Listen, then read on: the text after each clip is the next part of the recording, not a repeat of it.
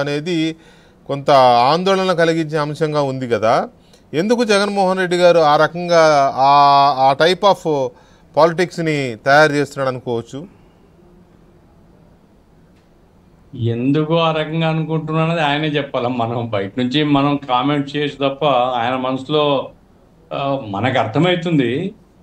ఎందుకంటే ఒకటి వెంకటకృష్ణ గారు, ఇప్పుడు నిన్న జరిగినటువంటి ఇది ఇన్సిడెంట్ పెంచమన్నాడు, కానీ అది పెంచుతాడు. వినుకొండకు ఆయన పోయి అక్కడ ఒక రౌడీ షీటర్ చనిపోయినప్పుడు చేసిన కామెంట్స్ కానీ, అట్లాగే ఇంకో చోటికి కూడా పోయినాడు ఈ ఏ జనాలకి పోయిన సందర్భంలో కానీ, ఇవన్నీ మనం చూసినప్పుడు ఆ, ఒక అరాచకమైనటువంటి ధోరణిని ఎంకరేజ్ చేసేటువంటి లక్షణము ఈయనలో ఉంది.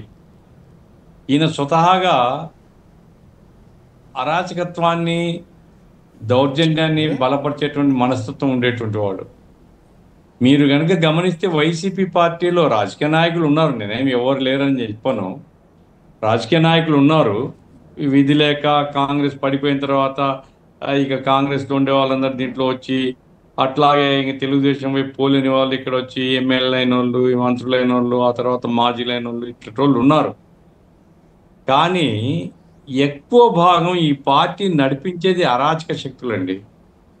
Unsocial elements, anti social elements చేత పార్టీ నడపబడుతుంది. యూత్ కానీ, సోషల్ మీడియా కానీ, ఏదైనా వాళ్ళ ఫంక్షన్స్ కానీ, ర్యాలీస్ కానీ, ఇవన్నీ కూడా ఎక్కువ భాగము వాళ్ళ చుట్టూ ఉండేటువంటి ఒక అనార్కిక్ గ్యాంగ్స్ ఇవన్నీ మెయింటైన్ చేస్తుంది.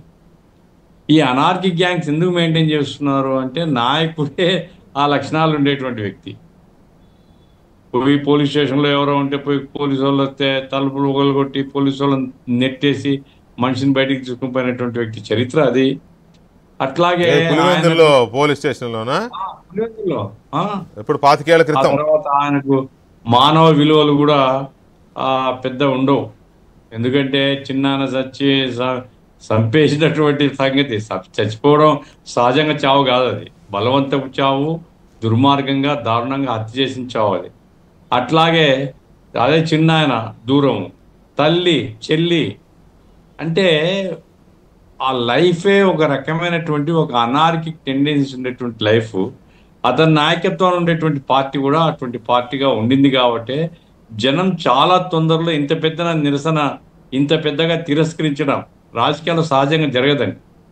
రాజకీయాల్లో ఎప్పటికి కానీ ఒక బలమైనటువంటి స్థానానికి పార్టీ వచ్చిన తర్వాత కొంచెం జాగ్రత్తగా ఉన్న ప్రజలతో ఇంత పెద్ద ఎత్తున ఓటమి ఉండదు. ఎందుకు ఓటమి జరిగిందంటే ప్రజలు చీకొట్టినటువంటి పరిస్థితి.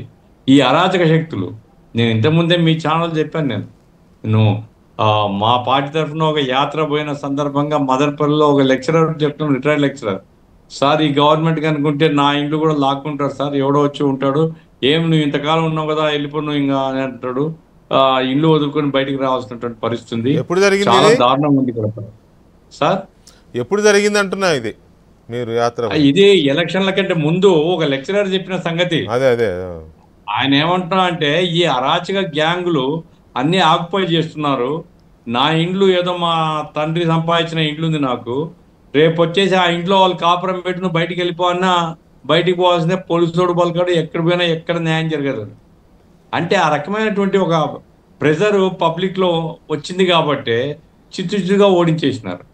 ఆయన కనీసం ఎందుకు ఇట్లా అయింది అనే ఆత్మవిమర్శం కూడా లేదు ఆయనలో. ఎందుకు ఇంత చిత్తుగా ఓడిపోయినాను అనుకోవడంలే. చంద్రబాబు నాయుడు మోసం చేసినాడు, కుట్ర చేసినాడు, వెన్నుపోటు పొడిచినాడు. జనం ఓట్లేస్తే, జనం తిరస్కరిస్తే, జనం చీకొడితే నీవు ఆత్మవిమర్శ లేని నాయకుడు ఎట్లా నాయకుడు అవుతాడండి? ఏమైనప్పటికీ రాష్ట్రం కర్మ అనుకోవాలా ఇట్లాంటి నాయకుడే ప్రతిపక్ష నాయకుడిగా ఉండడం అనేటువంటిది. రియలైజ్ అవుతాడా అంటే రియలైజ్ అయ్యే లక్షణాలు కూడా లేవు. ఎందుకంటే సాఫ్ట్వేర్ ఒకసారి ఫిక్స్ అయిపోయిన తర్వాత మారదండి. ఈయన సాఫ్ట్వేర్ మారే సాఫ్ట్వేర్ కాదు ఇది. ఇక జనం ఇట్లాంటివన్నీ తోసేయాల్సిందే తప్ప ఈ సాఫ్ట్వేర్ మారే సాఫ్ట్వేర్ కాదు. కాబట్టే ఇప్పుడు ఎవరైనా కానండి, ఇప్పుడు నేను రాజకీయాల్లో ఉన్నాను, మేమైతే ప్రభుత్వానికి వ్యతిరేకంగా పోరాడతాం, ఈ ప్రభుత్వానికి వ్యతిరేకంగా కూడా మేము ఆందోళన చేస్తున్నాం, గత ప్రభుత్వానికి వ్యతిరేకంగా పోరాడినాం.